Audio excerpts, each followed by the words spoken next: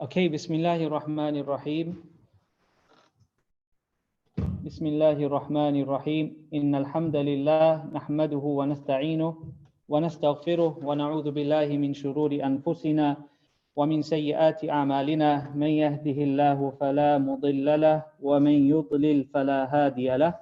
Wa ashhadu an la ilaha illallah wahdahu la sharika lahu wa ashhadu anna Muhammadan abduhu wa rasuluh. Amma ba'd. Honorable and respected brothers and sisters, anybody who has joined us, Jazakumullahu khairan. Today's normal broadcast, as you can see, is beginning early. And the reason for that is that, inshallah, we plan to go through some of the rulings of Eid Salah at the time of the lockdown. So inshallah, we will do that first, and then we will move on to our normal tilawa, followed by dua before Maghrib, inshallah. So we will be beginning that within the next couple of minutes. Bear with us, inshallah. Jazakumullahu khairan.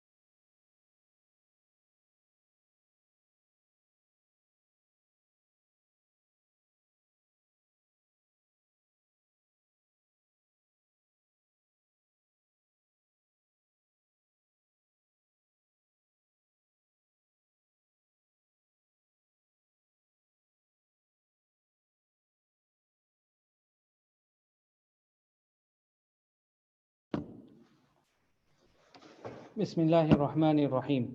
I'm sorry for that pause. We're having some internet problems.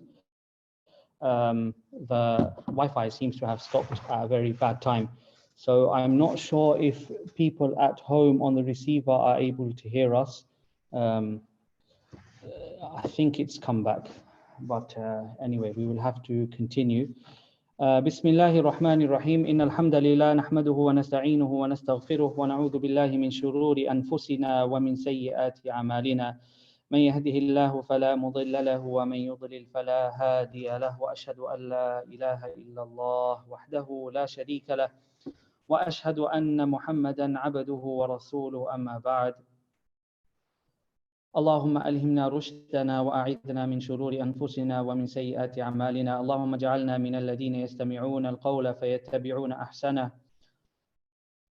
Honorable and respected brothers and sisters, Jazakumullahu khairan for joining us.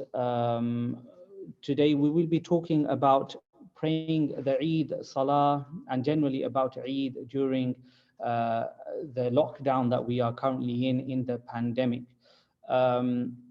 I have or will be having some guests joining us, namely my colleague Imam Khairu, inshallah, and one of our local GPs. I'm sure our community is well aware of him, Dr.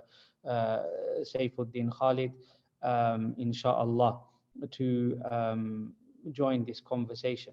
So I will begin with, I know not everybody has the patience for details. So what I will say to begin with is personally what I am planning to do so far for Eid al-Fitr. The reason why I say so far is that this is a ongoing mas'ala. It's an ongoing discussion as well. And in all honesty, I was planning to talk about this further down the line in a few days' time because new perspectives, new information is coming out frequently. And in all honesty, I think it will be wiser to wait a little bit longer before making any plans or deciding exactly what you are going to do.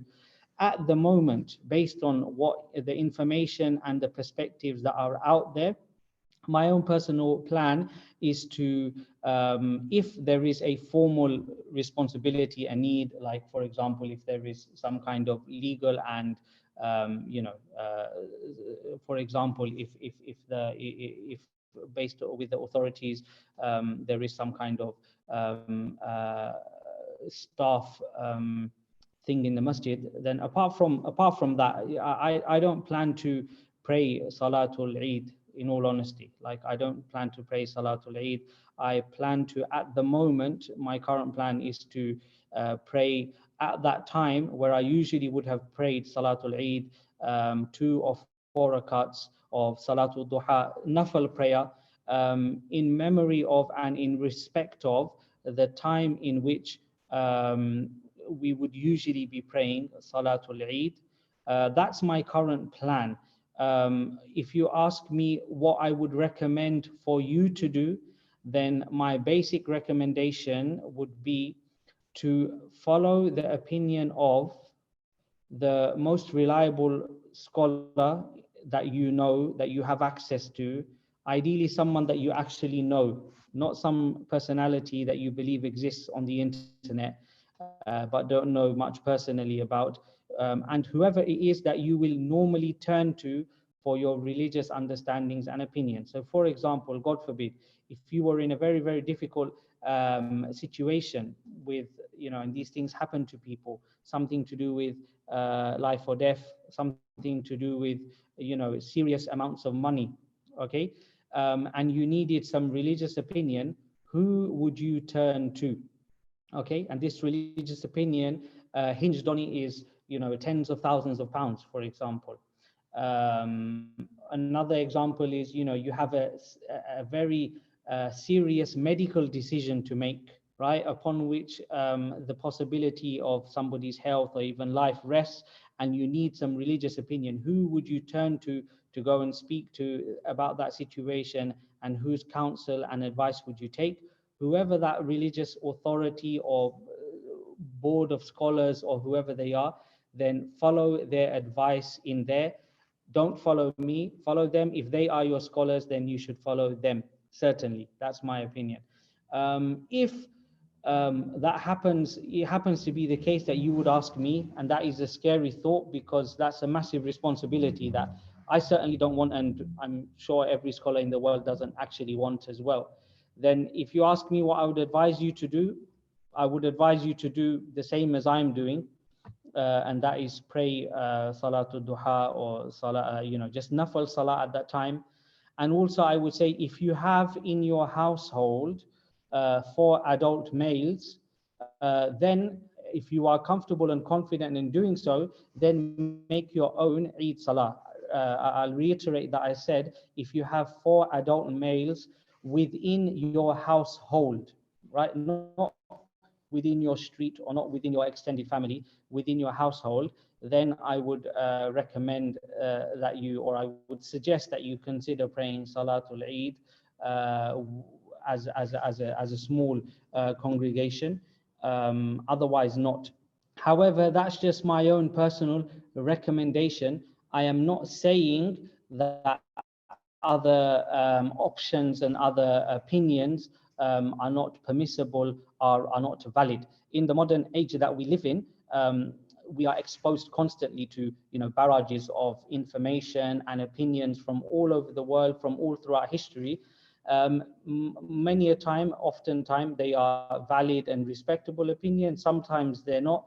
So the reason why this wasn't just a short announcement and I would say, okay, Salamu Alaikum, finished, is we wanted to explain some of those to you for your benefit, because there will be a category, a portion of people who are not interested, and I think you've heard whatever it is that you might be interested in hearing. But there are many people in the community who like to understand details, and this is a commendable thing, to try to understand our deen. The knowledge of the deen is the best knowledge that you can acquire. So that's not a bad thing, inshallah. So we will go through some of these things. Jazakallah khairan, Maulana Khairul, for joining us. Would you like to add anything now to start with? No? Okay. Right. So we will continue. Please do feel free to chip in and disturb me. I'll much appreciate being, handing over the baton in the middle, inshallah. So I'm going to go through some of the issues that I know people are thinking of, people have been asking, and go through them, inshallah. So the first thing that I will go through is the fiqhi positions, right? So I'm going to assume, and I'm going to, I don't expect that the government is going to end the lockdown anytime soon, okay, right? So the assumption is that not only here in the UK, but in most of the world, the masajid will be closed, and either there will be no Eid Salah in them, or there will be, according to the law of the land, whatever is allowed, either a small congregation held in some countries where there are, like, for example, limited numbers, or the actual staff of the mosque who have to maintain the mosque. And, like I myself am sitting here in the masjid doing the broadcast and so on and so forth, that there might be the staff of the mosque maintaining social distancing, but based on each city and each country, whatever the law of the land allows, there might be something happening. Apart from that, for the general public, I assume there will not be any Eid happening in many parts of the world. So what is the ruling in that regard? If you want to know the proofs for all of this and the details and exactly which Imam said what, then that information is out there for the students of knowledge. They can read it. I can help you. I can guide you towards them. But in summary, there are different schools of thought, different opinions on this issue, okay? So you have, the first question is, or the key question that is usually asked here is, if a person misses the Eid Salah, what should they do? This is where we take the understanding often from. Okay, so many of the schools of thought, they say that what the person should do is they should pray themselves. Okay, there's no need to give a khutbah, because the khutbah, by the way, is not obligatory in Eid anyway. It's not like Jumu'ah, and they should just pray the Eid Salah as they would with the Imam themselves. The Hanafi school says, and I mentioned the Hanafi school specifically for three reasons. One, because it happens to be one of the most popular schools in the area that we live in. Number two, I happen to personally practice the Hanafi school myself. And number three, it is separate and different in this regard to the other famous schools. The Hanafi school says that there is no qada, there is no substitute for the Eid Salah. Okay, if you miss the Eid Salah, you've missed it. Okay, different to Jumu'ah. The Hanafi school says if you miss Jumu'ah, then you pray Dhuhr. Dhuhr is the substitute for Eid Salah, for Jumu'ah Salah. But in the Eid Salah, if you miss it, then Hanafi school says that there is no substitute, it's missed. The rest of the schools, they say that if you miss it, then you just pray it yourself. Based on that, what that now means is, depending on which scholar, and most likely if you follow a scholar, that scholar will follow a school anyway, or if you follow a school directly yourself, then that will help you understand what maybe are the best options for you, or what would be the natural thing for you to do. Right. So if you follow one of the other schools, the Shafi'i school and the Hanbali school and the Maliki school, then you can pray Eid Salah yourself at home, regardless of whether you pray in congregation or regardless of whether you pray on your own, regardless of how many people are in your household, right? So you have that option of doing that. And I have no problem with that whatsoever, by the way. Although I personally follow the Hanafi school, I completely respect and commend and appreciate and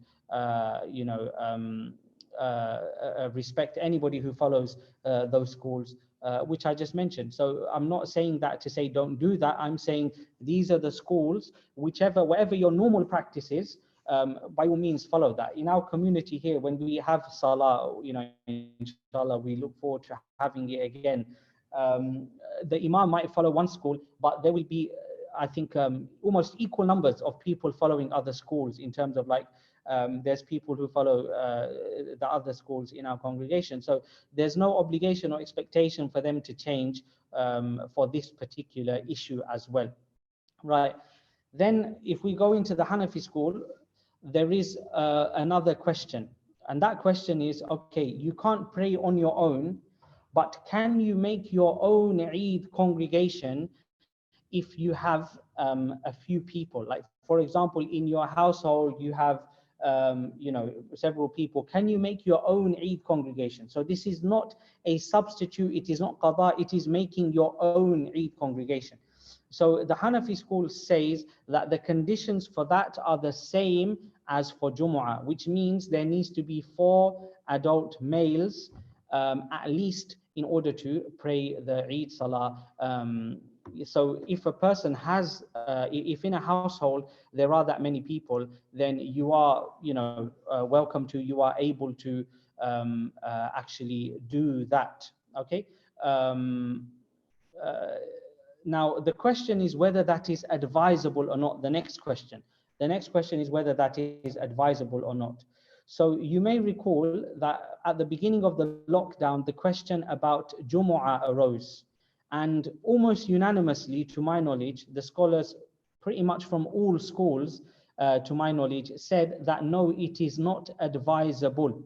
Even if it is considered permissible to pray if you have 4 adult males or whatever the condition is according to the school or the scholar you follow, it seems that pretty unanimously they said, don't pray Jumu'ah at home. Why? The reasons they gave were, first of all, there is a substitute, and the substitute is to pray Dhuhr, and you can pray Dhuhr in congregation. The other reason was that, the other reason, which is a secondary reason they gave, was to say that it's not a good idea to get into the habit of praying Jumu'ah at home, right? Because there's a fear that for many people, they will become so accustomed to and used to praying Jumu'ah at home because they've done it for 7 weeks in the last 7 weeks or 8 weeks or however many weeks it's been, that even when the masajid open, they might, just say, oh, we'll just continue. Whereas in that scenario, it will not be wise, it will not be recommended, perhaps not even valid according to many schools, for a person to continue doing that. However, in the Eid situation, there has been a little bit of a difference of opinion, or there are different perspectives amongst the scholars even in the Hanafi school, where some of them have said that just like Eid, or just like Jumu'ah, sorry, you know, we shouldn't pray Eid at home, even if we have 4 people and we meet the requirements. Why? Because it's against the spirit of Eid. Although you might technically tick the boxes, but it's against the spirit of Eid to pray in such a small way. That's just not what Eid is about. Okay. Other scholars from the Hanafi school have said that it ticks the boxes and is technically valid. Remember, in the Hanafi school, the question is not whether it's valid if you have 4 adult males, it's whether it's good to do it and whether it's commendable and recommended to do it or not. The other scholars say that because of the extreme situation we are in, and because of because of the scenario we are in, the fact that you can't pray in the masjid or in the park or wherever it is that you usually pray anyway, and in order to try and keep alive the spirit of Eid in general, they recommend that you should, if you can, if you have those 4 people, right? So my personal inclination on that one is that both sides have very strong arguments. I've read both arguments. The side that says that you shouldn't, even if you have 4 adult males in your home, they have a very strong argument. And in the letter of the madhab, according to the principles and laws of the madhab, it makes a lot of sense to me. And I think it definitely, according to my understanding, it's more in line with the principles of the school. However, the other scholars who say that if you are a Hanafi and you follow the Hanafi school, and if you have 4 people in your home, in your household, and you can make an Eid congregation for adult males, then in this particular circumstance, it's okay. I think that's a okay school to follow if you are Hanafi, and if you have that, then that's perfectly fine, especially if it's going to help you, kind of observe Eid as a family. So that's the kind of complications as far as the fiqh is concerned, inshallah. If anybody has any questions, by the way, as we go along, then please do add your questions in the the YouTube chat. So I'm just going to check now if anybody has thus far added any questions. You are more than welcome to add questions. We will try to answer them as we go along. So there are so I will reiterate that I am not telling you to do one particular thing. This is not my own personal approach to things. I might be the imam of the mosque, but I acknowledge that the majority of the congregation, they either have schools of thought that they follow, which I respect and I think are more than perfectly valid, or they have maybe another imam or another scholar whom they usually ask, and I don't at all tell you to stop doing that, but I've just tried to explain the difference of opinion to you, inshallah.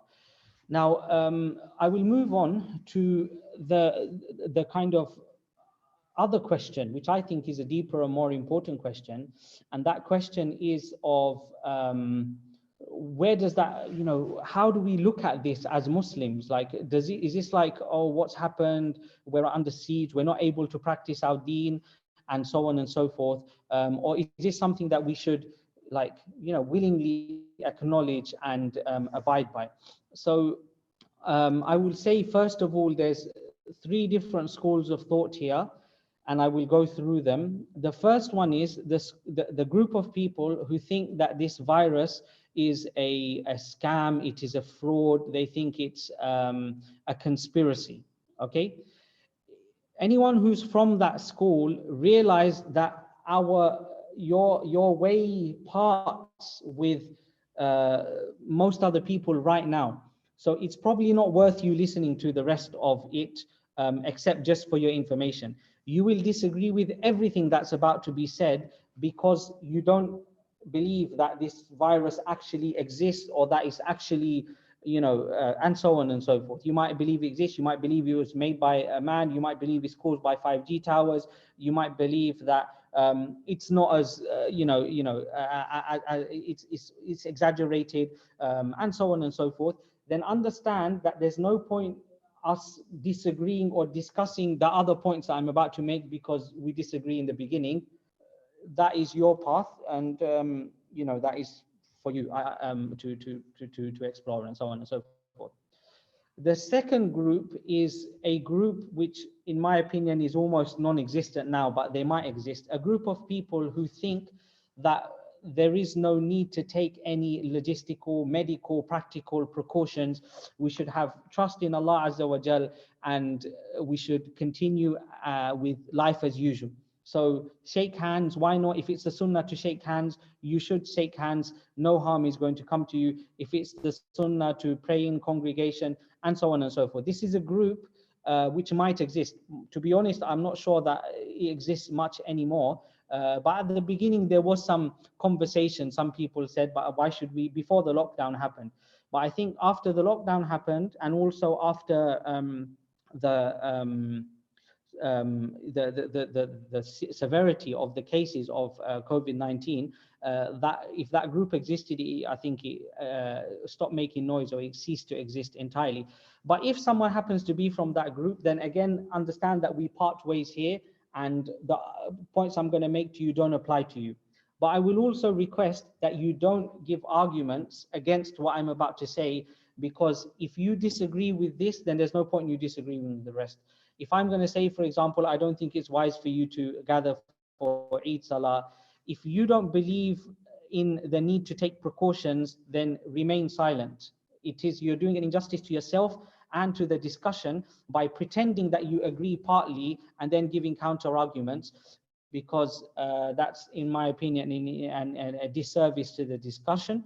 If you believe that at all costs, regardless of what the law of the land says, and regardless of what the medical expert says, that you should follow what you perceive to be the sunnah by the letter, then the rest of the discussion will not be relevant to you. And I would request that you don't offer counter arguments to that, unless you clearly state that you don't agree with what I just said anyway. Now, moving forward, you've probably realized that this is very technical. It is very technical. We have the majority of the Muslims. The majority of the Muslims are of the opinion, and this includes all, or the majority at least, of the scholars of our country. And I would recommend that you follow scholars that you have physical access to and that understand the scenario of the land that you live in. To my knowledge, they all agree that we should take medical precautions, number one, and number two, that you must respect the law of the land. Okay. If you are from that category, which is all or most Muslims, then I would ask you to consider the following. Beware of falling into what we call cognitive dissonance. That means that your beliefs and your principles are kind of conflicting and scattered. So you're doing one thing, but if you were to be asked about your beliefs and your outlook, then you will realize that you actually believe something different. Okay. And what's happened is, in this scenario of the COVID-19, and especially with whether masjid should be open or closed, we are witnessing, in my opinion, a lot of cognitive dissonance, meaning a lot of the conversation from general Muslims, and a lot of the conversations happening on social media, it's emotional, it's not rational, it's not actually taking our established principles, even the principles that I myself or you yourself normally adhere to. It's not taking those into consideration. So that's the first thing. You must detach yourself of as much as you can from thinking emotionally if you want to make a rational decision about it. So I would offer a few things. First of all, I would basically say that I do not recommend. Actually, what I'm going to do here is I'm going to invite, if Dr. Khalid is still with us, I'm going to ask him to come in and give us a medical update. Okay, again, remember, we are talking about the group of people whom I understand to be the majority, if not all, the Muslims of the United Kingdom, who don't believe this is a conspiracy, the virus, and number two, they believe that there's a need to respect the law of the land and the medical advice that we are currently in. So if we hear some medical advice, that will be great. Dr. Khalid, Jazakallah khairan for joining us. Your time is greatly appreciated, and inshallah, usually before Ramadan and even in Ramadan, Dr. Khalid, he offers us some advice. This year the masjid has been closed, but it's great that we're able to get you here virtually. Jazakallah khairan. At your convenience, or Sab, if you can give us an update what's happening in the medical world, that would be great. Yeah, thank you for having me. So I remember just before the lockdown, one Jummah, I basically gave an update and was advising on the hand hygiene and predicting that probably we were going to head for a lockdown as other countries were. And interestingly, I mean, back then, the number of deaths that we had was 11. And we had about a few hundred cases. And even then, people were afraid and fearful of what was going on. And since then, it's just gone up and up and up, and now we're on, many thousands, yeah? And every day there are hundreds of people dying. Even now that the rates are going down, we're still having hundreds of people dying every day and thousands of new cases. So the situation out there is still very, very serious. So even though the government has eased some of the lockdown, enabled us to go out a bit longer, we still have to maintain social distance. We still have to be careful with hand cleaning. It won't take very much for things to go back to where they were before, except that now we have a lot more virus in the community, and the chance of having that exponential rise again is really high. So I don't know if you heard of the reproductive number, the R number. Yeah. So that's the good news. The good news is that has come down. It was above 1 when the rates were really shooting up.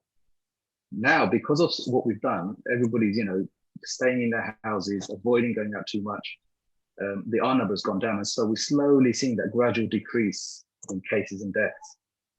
But it won't take much for that to just suddenly shoot up again. And that would be a disaster. So I would caution everybody not to think that things are suddenly better now. It's just interesting, I think, psychologically. And I'm like that as well. We kind of like forget how, few the numbers were at the beginning, yet we were still very cautious. And now the numbers are much higher, but we're just tired. And a lot of people feel like, oh, I think it's better now, we can go out. And we've seen that on the roads. There's more cars on the road, there's people gathering. And that's human nature. We forget so easily. It was just 2 months ago, things were fine, almost. So, yeah. Can I ask a question? There's a term which I've heard thrown or mentioned a bit of like a second wave. Okay, so could you possibly what is a second wave, and what's that likely to look like or something? Yeah, so a second wave is exactly how it sounds. It's basically you have your first pandemic, which we're in right now. Things seem like they're settling down, and either because people kind of mix again, we have another peak, which would be a really rapid second wave, or what traditionally happens and happened in the past with other pandemics is that it seems to really calm down, and then as the season changes, months down the line, you can have a second wave. So people are worried that in the winter months we might see a second wave. So it can happen sooner or later. Okay, so in that case, what's the chances that, let's just say if things were to go back to normal and everybody was to, okay, so the question I'm trying to ask is, before, at the beginning of before the lockdown, or when things were happening in other countries, we heard incidents where, for example, there was a particular gathering held, right? Sometimes a religious gathering, not just Muslims, Christians, just religious gatherings in various countries. And as a result of that one religious gathering, they traced, several, sometimes hundreds of cases to that gathering, yeah? And then obviously those cases can then potentially multiply, right? So is there still a risk of that happening right now? or is it the case that that's no longer a risk? No, what you said is definitely correct. A lot of peaks we've seen, a lot of focuses of infection have been gatherings, either religious gatherings or other sort of rallies and stuff like that. And it's across the board, not just Muslims, Christians, and races as well. So, and nationalities, I mean. So yeah, the risk of gathering will almost certainly, most epidemiologists, most scientists will tell you that will almost definitely trigger another exponential rise. The R value, which is now below 0, will go above 1. And we'll just end up in a worse scenario. And I think people need to remember that in Condorcet alone, in my practice, we've had about 200 identified cases, and a number of deaths. And we all know people in our community, close people we've grown up with. This is not a foreign thing. This is not this distant thing. It's really close to home. And we just need to remember that. I mean, imagine if we gathered, albeit with good intentions, because we all miss Jummah. We all miss the idea of not having an Eid Salah is unbelievable. But imagine if we gathered and then that was a focus of reinfection, and then some close member that we were close to get the infection, get really sick, and maybe a few die. I don't know if we could, I certainly wouldn't. I would feel incredibly guilty.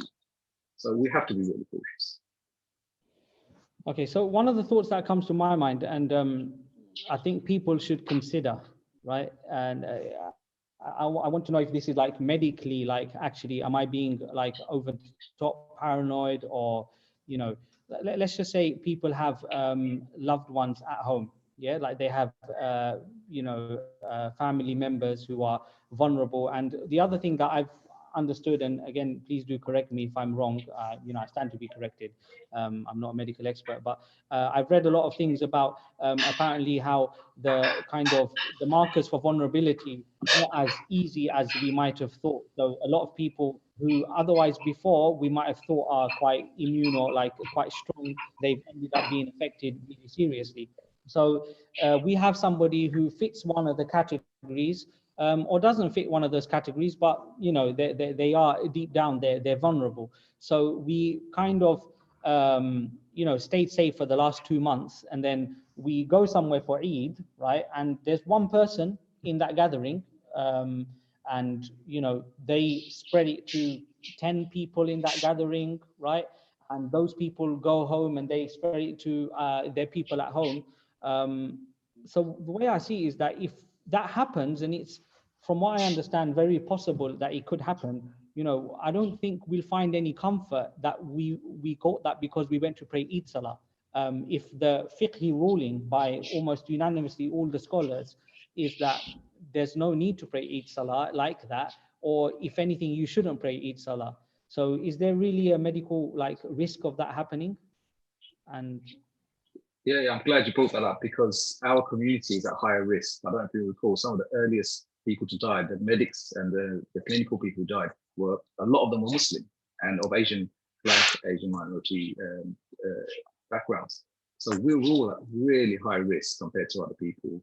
Age, diabetes, which is common in our community, obesity, all of those things just pushed out. But even then, even totally healthy people can die of this, and we've seen some really strange long-term effects, and kind of young children even, but at a much lower rate. So yes, the risk is massive, and it really shouldn't be underestimated, to be honest.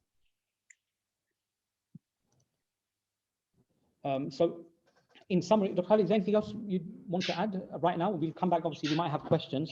Yeah, I mean, yeah, we'll have. Yeah, the only thing I'll add is basically just to say, look, the law hasn't changed. I mean, it's eased a bit, but the reality is, it's still unlawful to gather people who are not part of your household. I mean, that is, and we as Muslims need to abide by the law of this country, so we have to do that. We have to be cautious, and we have to be sensible, and we have to be good examples as well. Okay, Jazakallah khairan. So I think the sound in the home receivers is not too good. If anybody's wondering if they didn't catch everything that Dr. Khalid said, and you're listening on the home transmitter, I will very briefly summarize it now, but the YouTube link, if you go on YouTube, hopefully it's a bit clearer there. Technology is not, as it's not as reliable as we hope it would have been. So in summary, Dr. Khalid said, Jazakallah khairan to Khalid for everything you said. He said that, we're still very much at risk, right? And the death rates, they are much higher than when we went into lockdown, right? So it's not like we're out of the woods, but mentally we will all be tired, and maybe that's why we start thinking that it's all okay now. And he also said that we're still very much at risk. Also, there is a potential for what they call a second wave, which means another spike in cases leading to many deaths. And also, he said that the majority of the Muslim community, which happens to be from certain ethnic backgrounds, they are statistically at higher risk than other communities. So there's even more reason for us to be careful about it. We've also had a very helpful comment on the thing, I think he touched on that as well, that one of the reasons we're at risk is because of the way we normally live, in terms of older people live with younger people. I doubt there's many Muslim, there will be some, but I doubt there's many Muslim grandparents who don't live with grandchildren in their homes, right? With one set of grandchildren, sometimes more.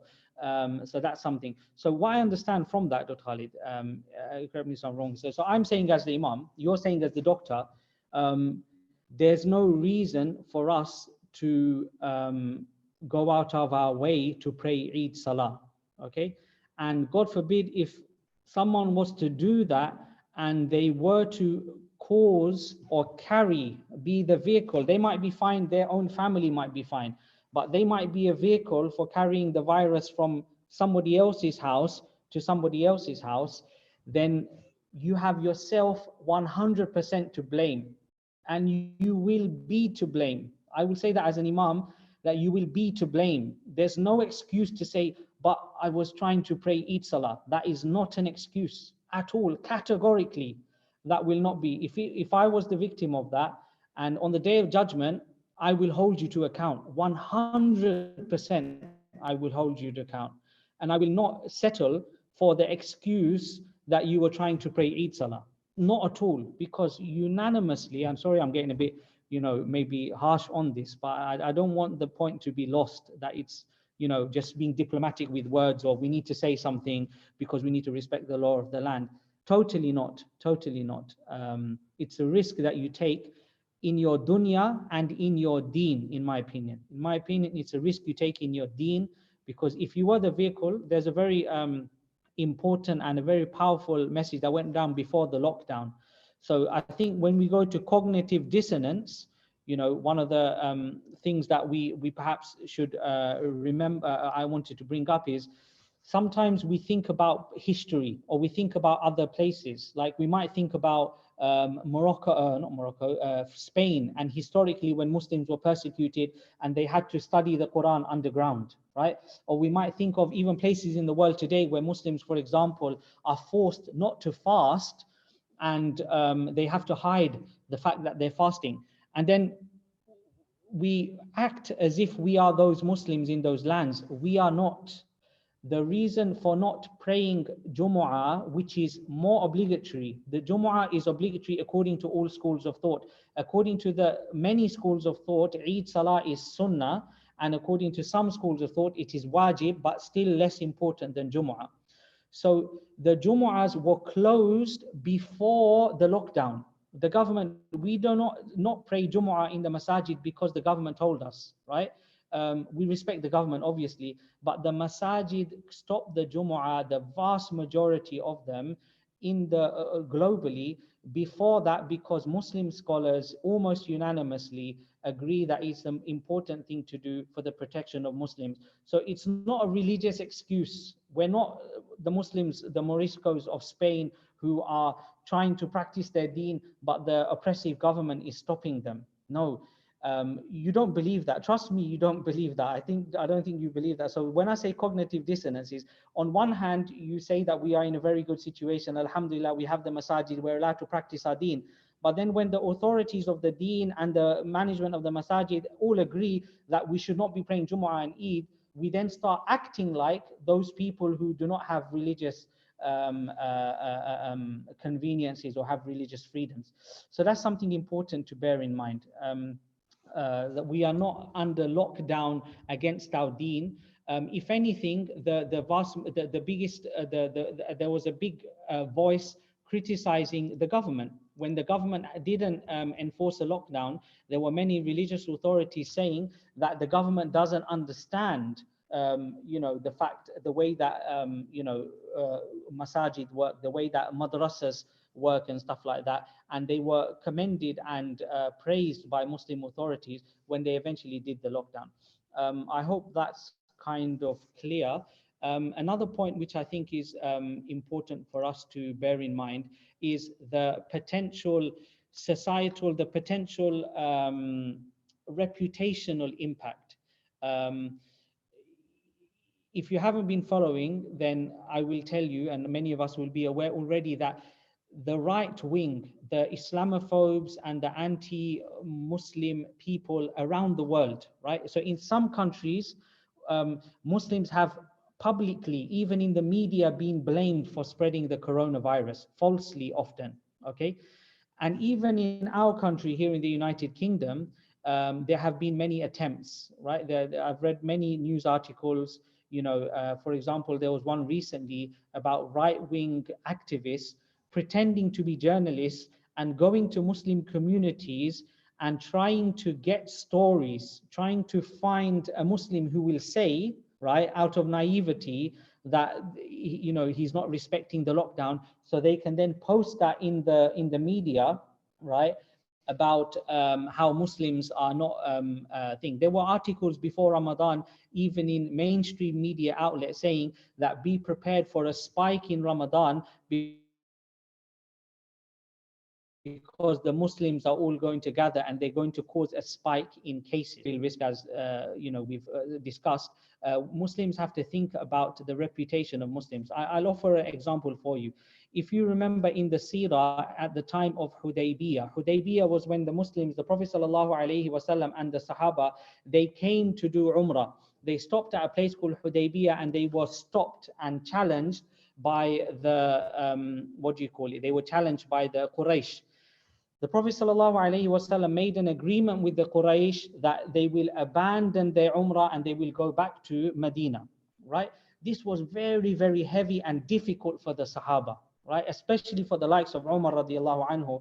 It was very difficult that we have come all the way to do Umrah. We've been deprived of the house of Allah for all this time, and we've worn our ihram, and all we want to do is Umrah, and now you want us to turn back. But they all turned back. When they turned back, Allah Azza wa Jal said, Inna fatahna laka fathan mubina. This is a great victory for you. What would you say about a group of Muslims at that time if they disobeyed that and they thought, you know what we're going to do is we're going to sneak, we're going to get into disguise, right? We agree that, okay, yes, all the Muslims have agreed to turn back, but we're going to go in disguise and we're going to go and quickly do an Umrah and come back, right? As a kind of undercover thing. Nobody hopefully will find out. The Quraysh won't find out. The Muslims won't find out. What would we say about such Muslims? I think we would say that that's not on. That's not right. That's not right. Because in the end of the day, the command, the ruling of the deen of the Prophet ﷺ and Allah here is that you should turn back. So likewise, I would ask anybody who might be thinking, let's arrange some kind of covert, some kind of ad hoc kind of Eid thing.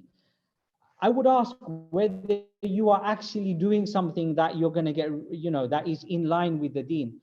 Perhaps even I'm not in a position to make rulings about who's going to get reward or not, but this is something you should consider. What is closer to what the Allah's will, actually abiding by what the scholars and what the masajid management are saying, or is it to go against that? That's an important thing. because one of the things that we need to bear in mind is, are we trying to fulfill our own, what we're comfortable with, what we're used to, or are we trying to follow the deen of Allah subhanahu wa ta'ala? If it's the latter, then we should ask whoever that scholar is. Okay, I might not be, and I probably am not, and I'm probably glad I'm not that scholar, but whoever those scholars are, that you usually ask them what they think and do accordingly. There's a dimension to this which is important, and that is the emotional dimension, right? If you know me, then you will know that I'm not the kind of person to say, ignore your emotions, and I don't like to be like black and white and ignore people's emotional needs. However, so there is a question that, okay, what about people's emotional needs? They're in lockdown. Definitely, we're in a difficult situation. I gave a khutbah just in my last Jumu'ah speech about the risks from a mental health perspective. But I will say this is different. I don't think, I think we need to consider that the potential harm in doing this is physical, first of all, and number two, the potential harm is legal. But obviously, if the mosque ain't doing it, then that's between you and the police. But the reputational harm is there for Islam as well.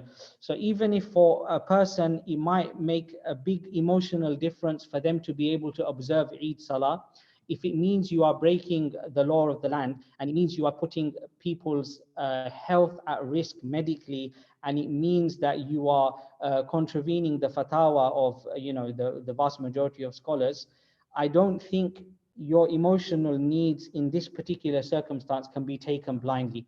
We have to find alternatives, and those alternatives are, as the scholars have recommended, trying to make the Eid as good as we can in the scenarios that we are in. So for example, some good advice that scholars have given is, if there is a live broadcast, and by the way, what I'm saying is not the official mosque announcement, the mosque will formally announce, the management will announce whatever is going to happen for Eid. Like for example, if there's a formal broadcast from the mosque, then that will be announced. If there's a formal recommendation from the mosque, that will be announced in due course. But in most masajid, there will be a formal address, probably at the time when Eid Salah normally happens. So by all means, try to gather and try to take part in that. Also, one of the sunnahs of the Prophet ﷺ on Eid al-Fitr is to have breakfast. Okay, he would make a point to have breakfast because all these days he's been fasting, and now he would have breakfast. So I would say try to throw on a very nice, to the best of your ability, a good breakfast. Okay, if according to your school of thought and according to the conditions of that, you can pray Eid at home, by all means, make an Eid Salah at home. You've got 7 days or 6 days to learn how to lead that Eid Salah. You can, you don't need to give a khutbah, right? But if you want to give a khutbah, you've got plenty of time to learn how to give a khutbah as well. So within the situation you are in, try to do whatever you can, dress up by all means. Yes, it is a sunnah. The scholars that I've read unanimously say that even if you're not going to go to join the Eid Salah, you should observe all the other sunnahs of Eid, including dressing up, including taking a ghusl, and including eating good food. So do all of that. But if you want to fulfill your emotional desire, emotional inclination to have that comfort of having the Eid Salah, and wallahi, I miss it myself, and I'm sure I know the people on the conversation with me all miss it as well.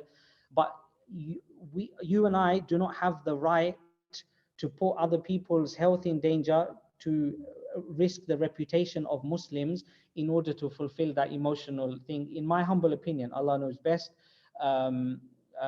Rather, we should do whatever we can alternatively. I've given some suggestions.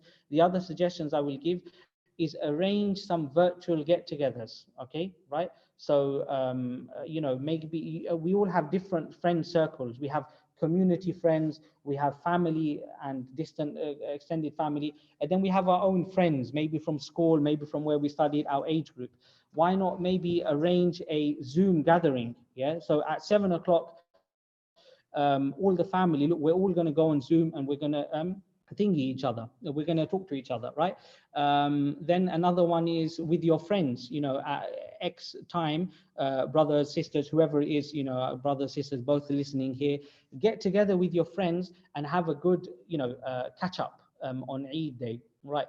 other question which some people are saying nobody's respecting this lockdown, people are meeting their friends and family anyway, so we might as well just pray Eid Salah. Okay, so what I would say, if I was in that position, right, if I was somebody, for example, who's not respecting the lockdown, right, and I'm not, alhamdulillah, inshallah, I don't know if I am, but if I was somebody who's saying, well, I'm going to go and meet my friends anyway on Eid Day, right, I believe that I would still say that, you know what, that doesn't mean two wrongs don't make a right. If I'm going to go and do something wrong and, you might have your excuses, that's between you and the law of the land and Allah. But if you are going to break the lockdown for socializing, that doesn't now make it okay to break it to pray Salah. Why? Because I have tried to explain to you, and you've had the input from the doctor as well. The Eid Salah is a particular risk when it comes to medical and also the reputational risks of Muslim. So if you are not going to respect the lockdown, don't do two wrongs and then go and add the Eid Salah to that. That's my humble opinion. I stand to be corrected. I ask Allah to forgive me if I said anything wrong. There's time left. If things develop, if my own understanding and my colleagues' understanding changes, I will inshallah share that with you. So consider this to be our understanding as of now, which is, until now, which is Sunday, 17th of May. Two wrongs don't make a right. The other thing I was going to say, the other thing that makes Eid different to Jumu'ah is the customary hugs that everybody gives. Okay, those hugs are not obligatory. Those hugs are not, they're not even, they're not sunnah, to my understanding, let alone obligatory. MashaAllah, I enjoy, greeting everybody after Eid Salah. How are you going to get around that one as well? To be honest, even if, that's very difficult. A lot of people, for them, Eid is the hug. And I know from my experience that you can't stop people hugging. You can't stop people. I'll give you a scenario from a colleague, an imam, a fellow imam of mine from a different masjid. He said before the lockdown happened, he stopped shaking people's hands. And there was one brother who came, I know this, when I came to the mosque, I was generally avoiding handshakes, but there were some people who force a handshake on you. There were some people who force a mu'anaqa, meaning other than seriously upsetting them, you can't. So this imam told me this story. There was a person in the mosque who came and he put his hand out to do salam to him. The imam said very politely that, brother, I'm avoiding handshakes because of the pandemic we're in. Please don't take it as an offense. The brother did take it as an offense. He started kind of venting on the imam right there, saying things. They had the discussion afterwards. Who did this imam? Look, he's not accepting my handshake. Guess what happened to that brother? May Allah help him. May Allah, his own family member passed away from COVID in the end. Okay, his own wife, who was actually not old. She was, I think, in her 30s or 40s, not in a risk category. And what happened is that person called the imam later specifically to apologize. Okay, so the point I'm making is that sometimes we don't, you can't avoid a hug, right? You can't, unless you offend somebody, and so on and so forth. So these are some of the points that come to mind. Maulana Khairul or Dr. Khalid, do you have anything else that you think is worth adding to here? Please do so. Also, by the way, the conversation continues. Like I said, there's maybe more to be said about this. I know the MCB had a discussion about this in the morning. Perhaps they will issue some guidance. Usually the BBSI, the British Board for Scholars and Imams, they offer some guidance. They haven't given that guidance yet. I know Masajid will be talking to police forces and local authorities to see exactly what is the best thing for them to do in this scenario. So please do so. Please wait. These are my own thoughts. I'm just going to have a look through my notes and through the YouTube questions to see if there's anything else that we perhaps should address. I would recommend, many of us, we have other, what do you call it, scholars that we follow digitally. MashaAllah, I'm not telling you not to, but I would recommend to also, or to first, tune in to wherever your normal local broadcast is, to try and maintain some semblance of, community, and also to keep that attachment. and then listen to your, you know, your favorite scholar, by all means. Follow, you know, share,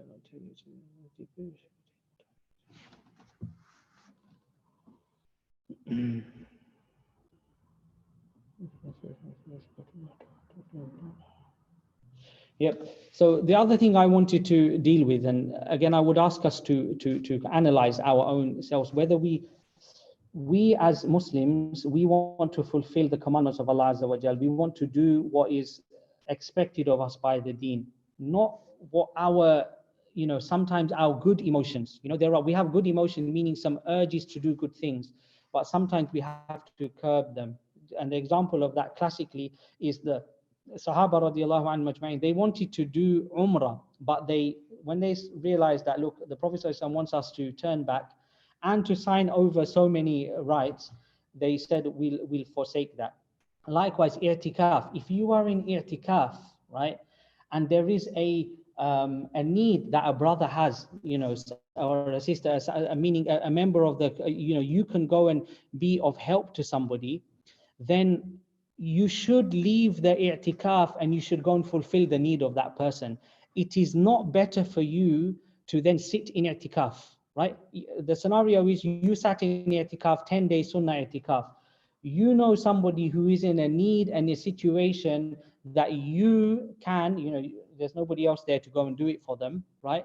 What is the religious obligation for you to do, or the expectation and the commendable thing and more rewardable? It is for you to leave your i'tikaf and go and help that person. Another example, you are praying salah and an old person is about to trip and fall and hurt themselves, or a blind person or a child. You must break your salah and go and help that person. The point I'm making is, no matter how beautiful that salah was, sometimes we think, oh, this salah is so beautiful, I've got so much concentration. But we have to ask ourselves sometimes, the things that we're doing in the name of religion, are they actually what the religion wants us to do? You know, or is it just because we want to maintain what we're used to?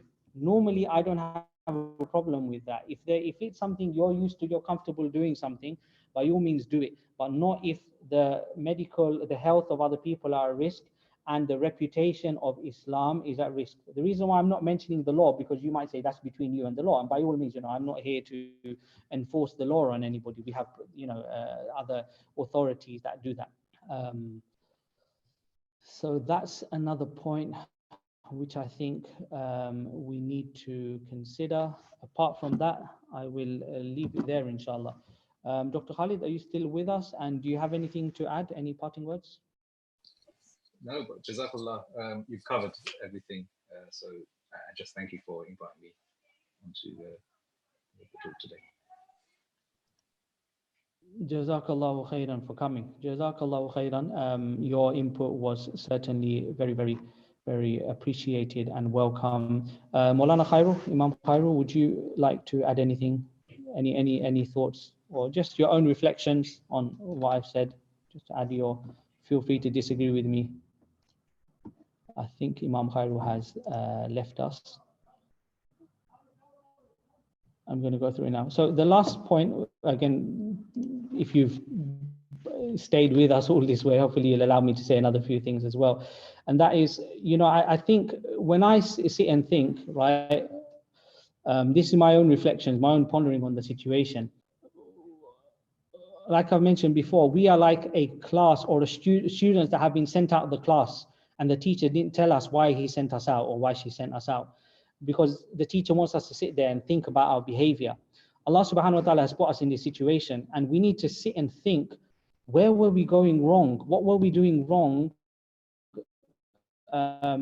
So I don't actually agree with the notion that we should try to just carry on business as usual by the government and not by Allah Azza wa Jal, right? Bear in mind that the Muslim countries that don't, you know, for example, there was this argument when the Haramain shut down, that the Haramain, they don't care about, you know, people were accusing them, you know, as if they don't have any religious value for what they're doing. They're closing down the Haram. So again, cognitive dissonance. Why? Because you're accusing the people who run the Haramain of not caring about religion because they only care about money and the dunya. But is the closing of Umrah and Hajj not the a massive financial loss for the government, massive loss, massive loss. So be careful what you accuse people of. So coming back to that, we need to think, why is Allah put us in this situation? So I don't think it's morally, this is my personal opinion, I appreciate not everyone will agree with me, and you're more than welcome to disagree with me. I think we need to sit and think, even religiously, if all the comforts we had, if we were complacent in them. I don't think that, if we just return to our masajid and we have these big congregations that we used to have and we think, oh, we're all back to normal again. Maybe there was something wrong with the trajectory of us as Muslims, as an ummah, as a community. Maybe we are just content and comfortable with our beautiful carpets and our beautiful walls and our great gatherings. And maybe we've forgotten about some of our other responsibilities to the world.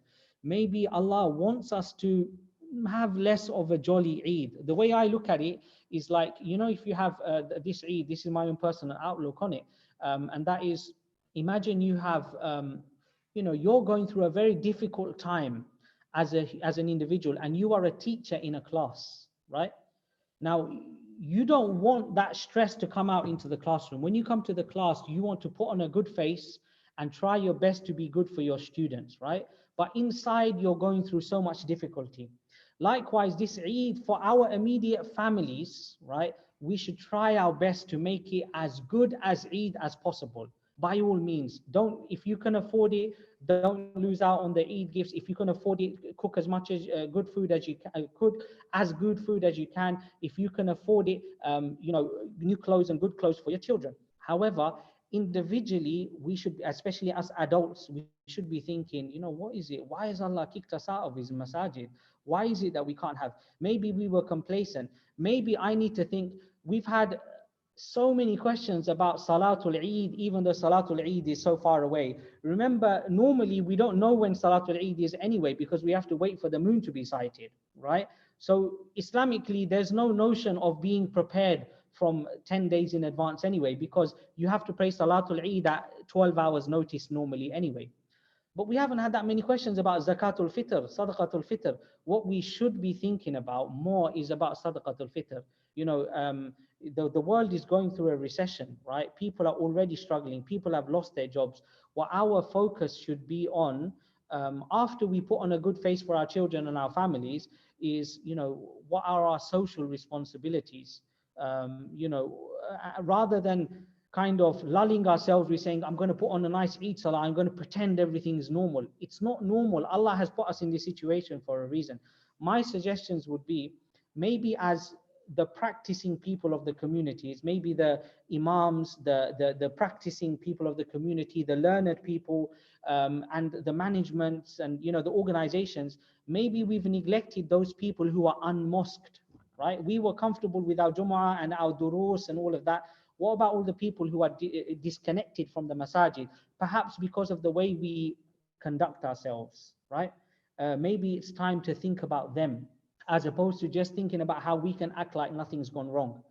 The other thing is, what about all the non-Muslims out there who've never been to a masjid, right? What have we done to take the khair out of the masjid and take it to them? Whether it's financially in terms of aid, whether it's in terms of the da'wah and the message of Islam, or whether it's in terms of the emotional and community support we can give them. So what we should be thinking about, in my humble opinion at the time now, is not about how can we pretend it's business as usual, and rather we should be thinking, what can we do right now to try to cater for those deficiencies that we had, that might be the reason why Allah subhanahu wa ta'ala has chosen to give us such a test which deprives us from the masjid. I'm not saying there are not greater crimes in humanity that might be a greater cause for this pandemic. But remember, Allah could have chosen a different test, one that doesn't deprive us of our masajid. He chose to give us a test which includes the depriving of the Muslims from the houses of Allah Azza wa Jal. Okay, so why is that? I think we should think about that. That's a deep point, I think, for all of us to think about. That's where I stand on the matter personally, and I respect anybody who stands anywhere else. Jazakumullahu khairan. Okay. Alhamdulillah, we've got some questions. Somebody is listening. Jazakallahu khairan. The question is, if we're listening to a khutbah online, how do we do it? How should we do? Okay, I'm going to go through a few different scenarios with you. First of all, this is a fiqhi question. First of all, remember, according to none of the schools that I know of, khutbah is not necessary. It's not like Jumu'ah. In Jumu'ah, khutbah is necessary. So if according to your school of thought, you can pray Eid Salah at home, either because you can do it anyway, or because according to the Hanafi school, you have more than 4 people in your household, then you can give the khutbah. If you want to and you can, you're comfortable, you're confident, by all means give the khutbah. If you can't give the khutbah, you don't want to give the khutbah, then no problem, just do the Eid Salah, right? If there is a speech or a khutbah being broadcast from your local masjid, the ideal way of doing it, right? The ideal way, and not necessary, the ideal way of doing it would be to pray the salah first and then tune into that khutbah or tune into that speech, right? So for example, and I assume Masajid will announce that we will have a live broadcast at X AM. I'm not going to say a time because you're going to think that's fixed. Let's just say at X AM, we are going to have our live broadcast. So what will you do with your family, right? To make it easier. Okay, look, let's just say 10 AM, right? For argument's sake, check back with the masjid when it is. Let's just say 10 AM. So what I would recommend is plan backwards. Everyone's going to wake up. We all need to use the bathroom separately, get ready, dress up. And we're going to have a nice, good breakfast at 8 AM, right? Make an effort behind that breakfast. Okay. By the way, I'm just going to mention Sadaqatul Fitr here. This is why we should give Sadaqatul Fitr in advance. Because if I'm thinking here, what if there's somebody here who can't afford to have a good breakfast? And I'm saying put on a good breakfast. That's what Sadaqatul Fitr is for. If that person has a friend or Muslim relative who knows that they are poor, then they are doing an injustice if they are not catering for, or they're not thinking about that person. So if you know of a Muslim who is going to struggle to put a good breakfast on the table for their family this Eid, don't send your money off to somewhere that you don't know. Go and give your Sadaqatul Fitr to them so they can have a good breakfast on Eid. That's why Sadaqatul Fitr traditionally is given in the morning before you go to Salah, and in modern days it should be given well in advance so it reaches the poor people. Okay, so go and give the Sadaqatul Fitr. Have a good breakfast at 8 AM. At 9 AM, 9:30, wherever everybody gather, I'm just giving examples. 20 minutes, 15 minutes before the actual broadcast from the masjid, get together and pray your Eid Salah. Once you've prayed your Eid Salah, tune into the live broadcast if you're not giving the khutbah yourself. If you're giving the khutbah yourself, then bring it a bit forward, do the salah, give the khutbah, and then tune in to the local broadcast. That's the best way to do it, in my opinion. However, that's not necessary. Essentially, this is not a formal khutbah that you're tuning into that fulfills the normal requirements of the sunnah anyway. So if you do it the other way around, it's not an issue, right? So for example, you listen to the masjid speech, and then after that you do your own Jumu'ah, that's perfectly fine. Your own Eid, sorry, that's perfectly fine. If you do no khutbah and you don't tune into anywhere, it's not a problem. I would definitely recommend. I would actually recommend, in the situation that we're in, to make more of an effort to tune in to a speech and an Eid broadcast, more than trying to stitch together an Eid Salah. Allahu Alam. Jazakallahu khairan. Could you please give a summary of fiqh on praying Eid Salah at home? Right. Eid Salah. Yes, the sunnah for Eid Salah is the same as the sunnah for Jumu'ah, which is Sabbih isma rabbikal a'la in the first rak'ah and Hal ataka hadithul ghashiyah in the second rak'ah. Okay, so if you know those surahs, pray them, but these are not necessary. Don't feel down if you don't. Read Qul a'udhu bi rabbin nas and Qul a'udhu bi falaq if you want to, no problem. If you're praying Eid Salah together. The fiqh on Eid prayer, I think we will do that on the Eid day. Yeah, normally how in the masjid we go through how to pray Eid Salah. We will do that closer to Eid, maybe on the night before, how to pray Eid, where to do the takbirs, all of that. Inshallah, we'll leave that till then. I hope that answers all the questions. Imam Khairu, Maulana Khairu, are you with us? So we will pause there inshallah. Okay, Dr. Ali, Jazakallah khairan. for your kind sharing of time. So we will leave that topic where it is. Inshallah, I expect a lot of blowback, a lot of criticism. Marhaban, conversation, discussion is healthy. If there is anything that we need to add, we will add it in due course. Like I said, this is work in progress. I've just updated you with what we know so far out there, inshallah. Jazakallah khairan. Inshallah, we will move to recitation of the Quran, which I will leave with my colleague Imam Khairul, inshallah. There's about half an hour left for Salah, for our iftar, and you can start salivating over your iftar, inshallah. Okay, Assalamu alaikum.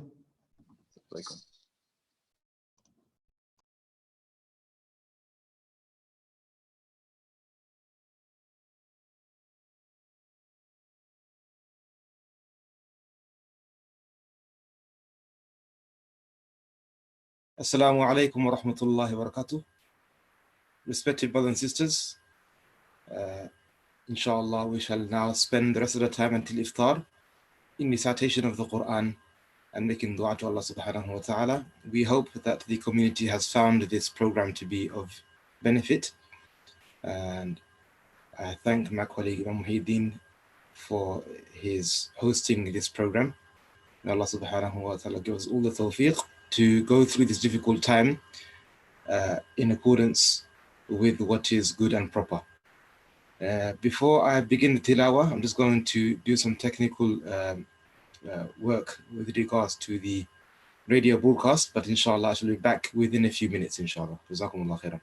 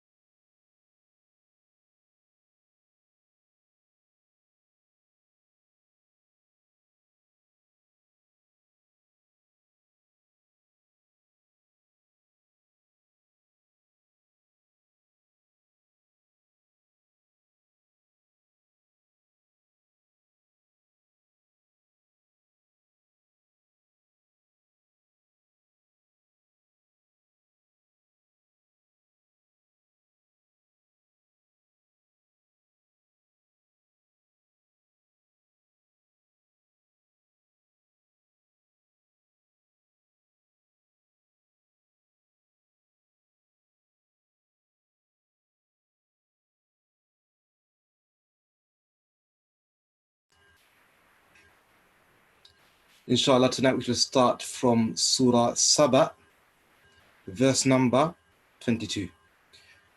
أعوذ بالله من الشيطان الرجيم بسم الله الرحمن الرحيم قل ادعوا الذين زعمتم من دون الله لا يملكون مثقال ذرة في السماوات ولا في الأرض وما لهم فيهما من شرك وما له منهم من ظهير ولا تنفع الشفاعة عنده إلا لمن أذن له حتى إذا فزع عن قلوبهم قالوا ماذا قال ربكم وقالوا الحق وهو العلي الكبير. قل من يرزقكم من السماوات والأرض قل الله وإنا أو إياكم لعلى هدى أو في ضلال مبين. قل لا تسألون عما أجرمنا ولا نسأل عما تعملون. قل يجمع بيننا ربنا ثم يفتح بيننا بالحق وهو الفتاح العليم. قل أروني الذين ألحقتم به شركاء كلا بل هو الله العزيز الحكيم. وما أرسلناك إلا كافة للناس بشيرا ونذيرا ولكن أكثر الناس لا يعلمون. ويقولون متى هذا الوعد إن كنتم صادقين. قل لكم ميعاد يوم لا تستأخرون عنه ساعة ولا تستقدمون. وقال الذين كفروا لن نؤمن بهذا القرآن ولا بالذي بين يديه ولو ترى إذ الظالمون موقوفون عند ربهم يرجع بعضهم إلى بعض القول يقول الذين استضعفوا للذين استكبروا لولا أنتم لكنا مؤمنين. قال الذين استكبروا للذين استضعفوا أنحن صددناكم عن الهدى بعد إذ جاءكم بل كنتم مجرمين. وقال الذين استضعفوا للذين استكبروا بل مكر الليل والنهار إذ تأمروننا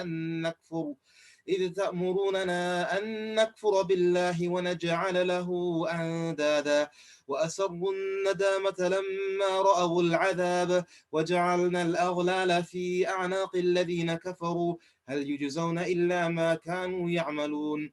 وما أرسلنا في قرية من نذير إلا قال مترفوها إنا بما أرسلتم به كافرون. وقالوا نحن أكثر أموالا وأولادا وما نحن بمعذبين.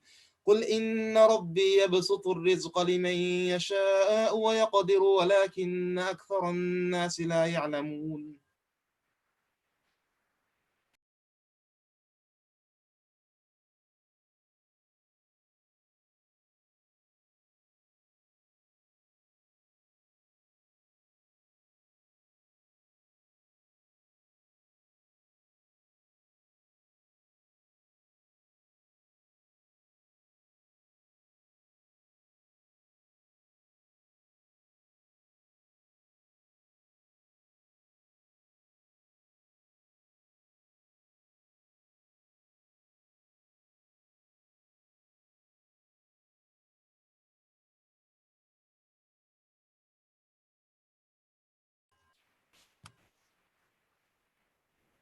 وما أموالكم ولا أولادكم بالتي تقربكم عندنا زلفى إلا من آمن وعمل صالحا فأولئك لهم جزاء الضعف بما عملوا وهم في الغرفات آمنون.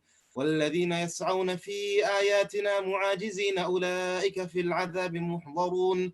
قل إن ربي يبسط الرزق لمن يشاء من عباده ويقدر له وما أنفقتم من شيء فهو يخلفه وهو خير الرازقين. ويوم يحشرهم جميعا ثم يقول للملائكة أهؤلاء إياكم كانوا يعبدون قالوا سبحانك أنت ولينا من دونهم بل كانوا يعبدون الجن أكثرهم بهم مؤمنون.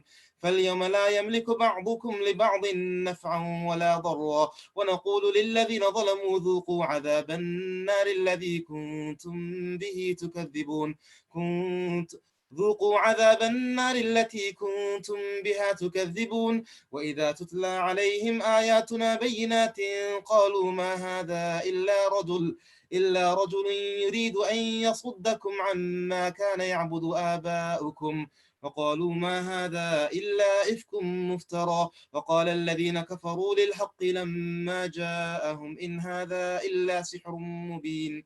وما آتيناهم من كتب يدرسونها وما أرسلنا إليهم قبلك من نذير وكذب الذين من قبلهم وما بلغوا معشار ما آتيناهم فكذبوا رسلي فكيف كان نكير.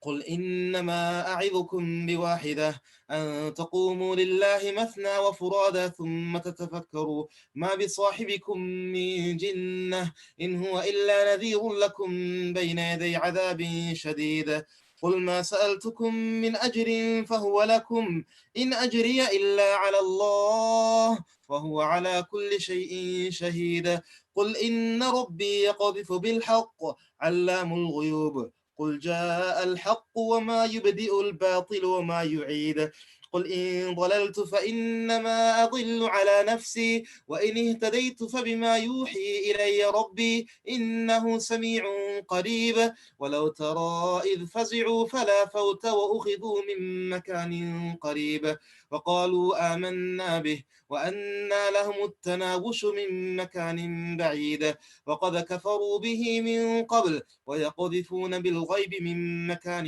بعيد وحيل بينهم وبين ما يشتهون كما فعل بأشياعهم من قبل إنهم كانوا في شك مريب بسم الله الرحمن الرحيم الحمد لله فاطر السماوات والأرض جاعل الملائكة رسلا أولي أجنحة مثنى وثلاث ورباع يزيد في الخلق ما يشاء إن الله على كل شيء قدير ما يفتح الله للناس من رحمة فلا ممسك لها وما يمسك فلا مرسل له من بعده وهو العزيز الحكيم يا أيها الناس اذكروا نعمة الله عليكم هل من خالق غير الله يرزقكم من السماء والأرض لا إله إلا هو فأنى تؤفكون وإن يكذبوك فقد كذبت رسل من قبلك وإلى الله ترجع الأمور يا أيها الناس إن وعد الله حق فلا تغرنكم الحياة الدنيا ولا يغرنكم بالله الغرور إن الشيطان لكم عدو فاتخذوه عدوا إنما يدعو حزبه ليكونوا من أصحاب السعير الذين كفروا لهم عذاب شديد والذين آمنوا وعملوا الصالحات لهم مغفرة وأجر كبير أفمن زين له سوء عمله فرآه حسنا فإن الله يضل من يشاء ويهدي من يشاء فلا تذهب نفسك عليهم حسرات إن الله عليم بما يصنعون والله الذي أرسل الرياح فتثير سحابا فسقناه إلى بلد ميت فأحيينا به الأرض بعد موتها كذلك النشور من كان يريد العزة فلله العزة جميعا إليه يصعد الكلم الطيب والعمل الصالح يرفعه والذين يمكرون السيئات لهم عذاب شديد ومكر أولئك هو يبور والله خلقكم من تراب ثم من نطفة ثم جعلكم أزواجا وما تحمل من أنثى ولا تضع إلا بعلمه وما يعمر من معمر ولا ينقص من عمره إلا في كتاب إن ذلك على الله يسير وما يستوي البحران هذا عذب فرات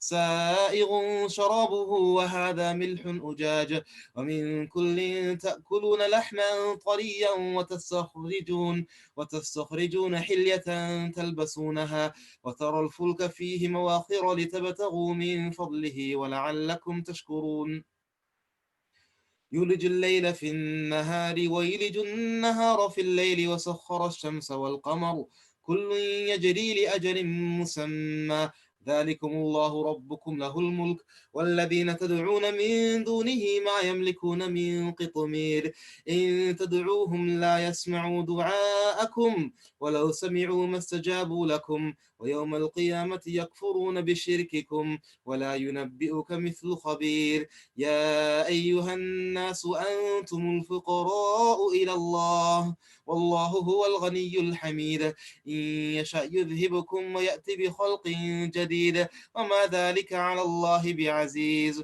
ولا تزر وازرة وزر أخرى وإن تدع مثقلة إلى حملها لا يحمل منه شيء ولو كان ذا قربى إنما تنذر الذين يخشون ربهم بالغيب وأقاموا الصلاة ومن تزكى فإنما يتزكى لنفسه وإلى الله المصير وما يستوي الأعمى والبصير ولا الظلمات ولا النور ولا الظل ولا الحرور وما يستوي الأحياء ولا الأموات إن الله يسمع من يشاء وما أنت بمسمع من في القبور إن أنت إلا نذير إنا أرسلناك بالحق بشيرا ونذيرا وإن من أمة إلا خلا فيها نذير وإن يكذبوك فقد كذب الذين من قبلهم جاءتهم رسلهم بالبينات وبالزبر وبالكتاب المنير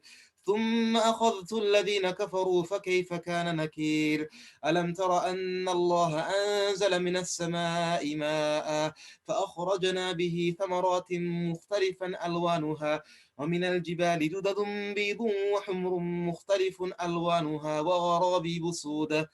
وغرابيب سود ومن الناس والدواب والأنعام مختلف ألوانه كذلك إنما يخشى الله من عباده العلماء إن الله عزيز غفور إن الذين يتلون كتاب الله وأقاموا الصلاة وأنفقوا مما رزقناهم سرا وعلانية يرجون تجارة لن تبور ليوفيهم أجورهم ويزيدهم من فضله إنه غفور شكور والذي أوحينا إليك من الكتاب هو الحق مصدقا لما بين يديه إن الله بعباده لخبير بصير ثم أورثنا الكتاب الذين اصطفينا من عبادنا فمنهم ظالم لنفسه ومنهم مقتصد ومنهم سابق بالخيرات بإذن الله ذلك هو الفضل الكبير جنات عدن يدخلونها يحلون فيها من أساور من ذهب ولؤلؤا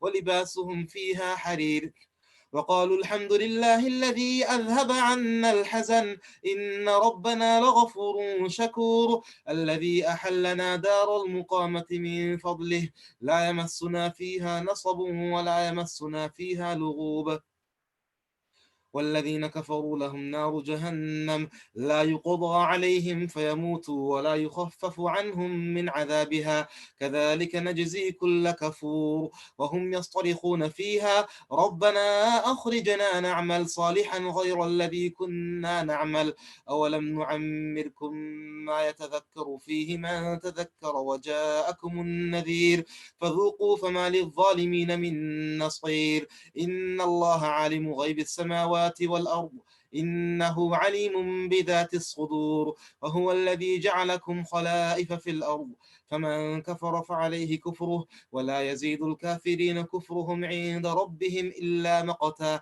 ولا يزيد الكافرين كفرهم إلا خسارا قل أرأيتم شركاءكم الذين تدعون من دون الله أروني ماذا خلقوا من الأرض أم لهم شرك في السماوات أم آتيناهم كتابا فهم على بينة منه بل إن يعد الظالمون بعضهم بعضا إلا غرورا إن الله يمسك السماوات والأرض أن تزولا ولئن زالتا إن أمسكهما من أحد من بعده إنه كان حليما غفورا وأقسموا بالله جهد أيمانهم لئن جاءهم نذير ليكونن أهدى من إحدى الأمم فلما جاءهم نذير ما زادهم إلا نفورا استكبارا في الأرض ومكر السيء ولا يحيق المكر السيء إلا بأهله فهل ينظرون إلا سنة الأولين فلن تجد لسنة الله تبديلا ولن تجد لسنة الله تحويلا أولم يسيروا في الأرض فينظروا كيف كان عاقبة الذين من قبلهم وكانوا أشد منهم قوة وما كان الله ليعجزه من شيء في السماوات ولا في الأرض إنه كان عليما قديرا ولو يؤاخذ الله الناس بما كسبوا ما ترك على ظهرها من دابة ولكن يؤخرهم إلى أجل مسمى فإذا جاء أجلهم فإن الله كان بعباده بصيرا. بسم الله الرحمن الرحيم. ياسين والقرآن الحكيم إنك لمن المرسلين على صراط مستقيم تنزيل العزيز الرحيم لتنذر قوما ما أنذر آباؤهم فهم غافلون لقد حق القول على أكثرهم فهم لا يؤمنون إنا جعلنا في أعناقهم أغلالا فهي إلى الأذقان فهم مقمحون وجعلنا من بين أيديهم سدا ومن خلفهم سدا فأغشيناهم فهم لا يبصرون وسواء عليهم أأنذرتهم أم لم تنذرهم لا يؤمنون إنما تنذر من اتبع الذكر وخشي الرحمن بالغيب فبشره بمغفرة وأجر كريم.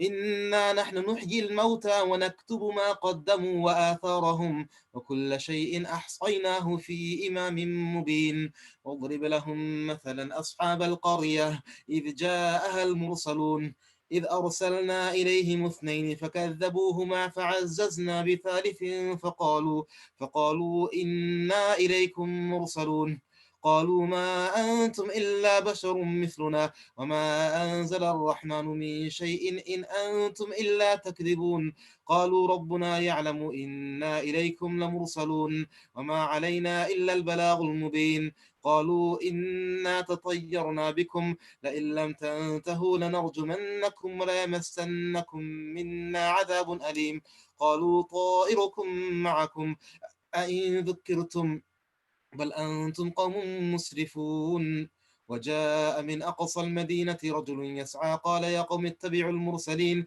اتبعوا من لا يسألكم أجرا وهم مهتدون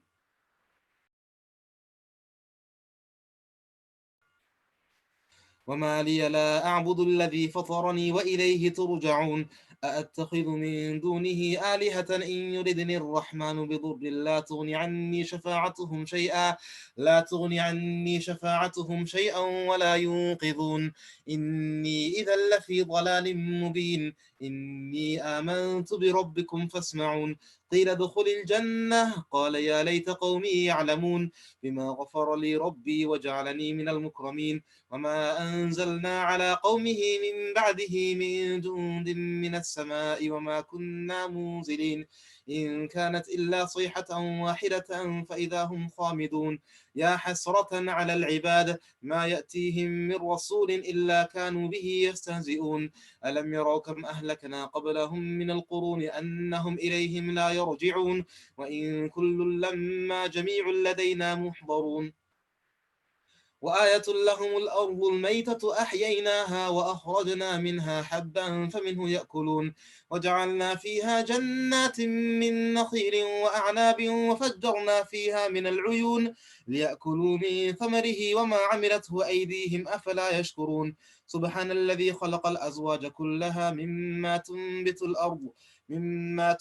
الأرض ومن أنفسهم ومما لا يعلمون وآية لهم الليل نسلخ منه النهار فإذا هم مظلمون والشمس تجري لمستقر لها ذلك تقدير العزيز العليم والقمر قدرناه منازل حتى عاد كالعرجون القديم لا الشمس ينبغي لها أن تدرك القمر ولا الليل سابق النهار وكل في فلك يسبحون وآية لهم أنا حملنا ذريتهم في الفلك المشحون وخلقنا لهم من مثله ما يركبون وإن نشأ نغرقهم فلا صريخ لهم ولا هم ينقذون إلا رحمة منا ومتاعا إلى حين وإذا قيل لهم اتقوا ما بين أيديكم وما خلفكم لعلكم ترحمون وما تأتيهم من آية من آيات ربهم إلا كانوا عنها معرضين وإذا قيل لهم أنفقوا مما رزقكم الله قال الذين كفروا للذين آمنوا أنطعم من لو يشاء الله أطعمه إن أنتم إلا في ضلال مبين ويقولون متى هذا الوعد إن كنتم صادقين ما ينظرون إلا صيحة واحدة تأخذهم وهم يخصمون فلا يستطيعون توصية ولا إلى أهلهم يرجعون ونفخ في الصور فإذا هم من الأجداث إلى ربهم ينسلون قالوا يا ويلنا من بعثنا من مرقدنا هذا ما وعد الرحمن وصدق المرسلون إن كانت إلا صيحة واحدة فإذا هم جميع لدينا محضرون فاليوم لا تظلم نفس شيئا ولا تجزون إلا ما كنتم تعملون إن أصحاب الجنة اليوم في شغل فاكهون هم أزواجهم في ظلال على الأرائك متكئون لهم فيها فاكهة ولهم ما يدعون سلام قولا من رب رحيم وامتازوا اليوم أيها المجرمون ألم أعهد إليكم يا بني آدم ألا تعبدوا الشيطان إنه لكم عدو مبين وأن اعبدوني هذا صراط مستقيم ولقد أضل منكم جبلا كثيرا أفلم تكونوا تعقلون هذه جهنم التي كنتم توعدون اصلوها اليوم بما كنتم تكفرون اليوم نختم على أفواههم وتكلمنا أيديهم وتشهد أرجلهم بما كانوا يكسبون ولو نشاء لطمسنا على أعينهم فاستبقوا الصراط فأنا يبصرون ولو نشاء لمسخناهم على مكانتهم فما استطاعوا مضيا ولا يرجعون ومن نعمره ننكسه في الخلق أفلا يعقلون وما علمناه الشعر وما ينبغي له إن هو إلا ذكر وقرآن مبين لينذر من كان حيا ويحق القول على الكافرين أولم يروا أنا خلقنا لهم مما عملت أيدينا أنعاما فهم لها مالكون وذللناها لهم فمنها ركوبهم ومنها يأكلون ولهم فيها منافع ومشارب أفلا يشكرون واتخذوا من دون الله آلهة لعلهم ينصرون لا يستطيعون نصرهم وهم لهم جند محضرون فلا يحزنك قولهم إنا نعلم ما يسرون وما يعلنون أولم ير الإنسان أنا خلقناه من نطفة فإذا هو خصيم مبين وضرب لنا مثلا ونسي خلقه قال من يحيي العظام وهي رميم قل يحييها الذي أنشأها أول مرة وهو بكل خلق عليم الذي جعل لكم من الشجر الأخضر نارا فإذا أنتم منه توقدون أوليس الذي خلق السماوات والأرض بقادر على أن يخلق مثلهم بلى وهو الخلاق العليم إنما أمره إذا أراد شيئا أن يقول له كن فيكون فسبحان الذي بيده ملكوت كل شيء وإليه ترجعون بسم الله الرحمن الرحيم والصافات صفا فالزاجرات زجرا فالتاليات ذكرا إن إلهكم لواحد رب السماوات والأرض وما بينهما ورب المشارق إنا زينا السماء الدنيا بزينة الكواكب وحفظا من كل شيطان مارد لا يسمعون إلى الملأ الأعلى ويقذفون من كل جانب دحورا ولهم عذاب واصب إلا من خطف الخطفة فأتبعه شهاب ثاقب فاستفتهم أهم أشد خلقا أم من خلقنا إنا خلقناهم من طين لازب بل عجبت ويسخرون وإذا ذكروا لا يذكرون وإذا رأوا آية يستسخرون وقالوا إن هذا إلا سحر مبين أإذا متنا وكنا ترابا وعظاما أئنا لمبعوثون أو آباؤنا الأولون قل نعم وأنتم داخرون فإنما هي زجرة واحدة فإذا هم ينظرون وقالوا يا ويلنا هذا يوم الدين هذا يوم الفصل الذي كنتم به تكذبون احشروا الذين ظلموا وأزواجهم وما كانوا يعبدون من دون الله فاهدوهم إلى صراط الجحيم وقفوهم إنهم مسؤولون ما لكم لا تناصرون بل هم اليوم مستسلمون وأقبل بعضهم على بعض يتساءلون قالوا إنكم كنتم تأتوننا عن اليمين قالوا بل لم تكونوا مؤمنين وما كان لنا عليكم من سلطان بل كنتم قوما طاغين فحق علينا قول ربنا إنا لذائقون فأغويناكم إنا كنا غاوين فإنهم يومئذ في العذاب مشتركون إنا كذلك نفعل بالمجرمين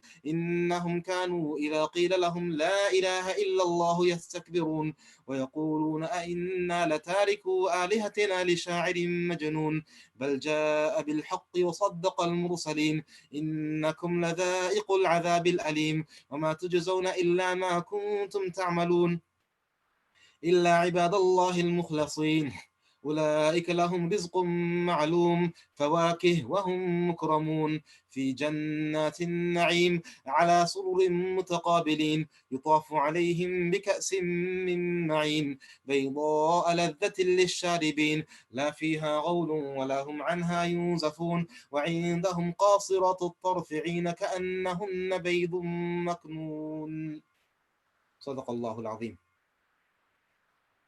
Respected listeners and viewers, alhamdulillah, by the grace of Allah subhanahu wa ta'ala, we have just completed until the end of verse number 49 of Surah As-Saffat. We pray to Allah subhanahu wa ta'ala that He accepts this recitation from us and that He brings the nur of the Quran into our hearts and takes it beyond just our tongues and our ears. Ameen. For those who are joining this stream late, you may not be aware that this broadcast started at 7 o'clock this evening. The reason for this is that my colleague Imam Muhyiddin did an extensive talk regarding Eid during this lockdown period of ours. What is the Islamic ruling regarding doing Eid? Are we together or perform it in our own homes? So I'm just going to summarize now what was mentioned, but anybody who wishes to view it later on, you can see it on YouTube. It has been recorded. And if you rewind this stream, you can see it. If you go to our YouTube channel, the Imam's address, you can also see it there as well, inshallah. So what was mentioned was that, first of all, what has been said is not the official line of our masjid. What is being said now is simply the view of the Imams, but an official announcement will be made more closer to the time of Eid. So Eid will be either on Saturday or Sunday, depending on the sighting of the moon. So more closer to that time, there will be an official announcement taking place. But with regards to the Islamic view on performing Eid at home, the view is that according to the Hanafi opinion, which is the school adopted by most of the community, the Hanafi opinion is that Eid Salah can be performed in a congregation as little as 4 people. So the Imam and 3 other people, if they are together, they can have an Eid Jama'ah.